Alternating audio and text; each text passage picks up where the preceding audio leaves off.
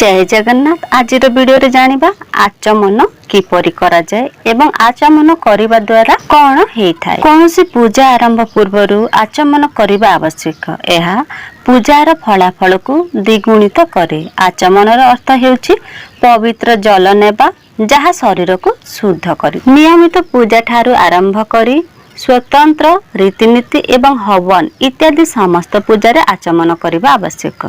आचमनर अर्थ हेउछि मंत्र जप करिबा सहित पवित्र जल ग्रहण करी शरीरर मन एवं हृदय को आभ्यंतरणीय भावरे शुद्ध करिबा।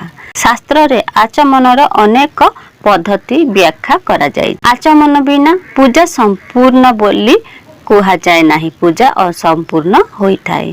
केवल एतिकी नुहे आचमन करिबा द्वारा पूजा पाठर फल द्विगुणित होइथाय। आसंत जानिबा आचमनर महत्व और विधि विषय। सर्वप्रथमे पूजा स्थान रे पूजा करिवार समस्त सामग्री रखंतु।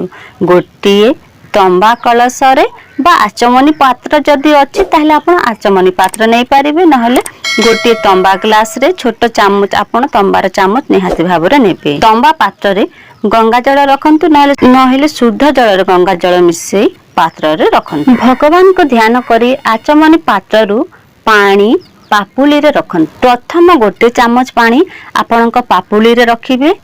पापुली रे रखिकी ओम केशवाय नमः एही मंत्र उच्चारण करके आपण सेही जल को पीबे। एवं द्वितीय थर आउ गोटे चामच पानी नै कि ओम नारायणाय नमः एहा कहि कि आपण सेही पानी को पीबे। एवं तृतीय थर ओम माधवाय कहि कि आपण सेही जल को पीबे। ओम गोविंदाय नमः एही मंत्र कहि कि आपण हाथ धुंतु। ओम ऋषिकेशाय कहि कि डाहाण हाथर आंगुठी रे मुख को दुई थर पोछंतु एवं कान आखि और नाक को स्पर्श करंतु। कुहा जाए जे अंगुठी रे मुह को छुईले अथर्व वेदर प्राप्त हो। आचमन पर मुंड को छुईले भगवान शिवंक कृपा लाभ होइथाय। एवं आचमन करिया पर आखि को स्पर्श कले सूर्यंकर आशीर्वाद प्राप्त होइथाय। नाक को स्पर्श कले वायुदेवंकर आशीर्वाद एवं कान को स्पर्श कले सबु इंद्रिय तृप्त होइथाय।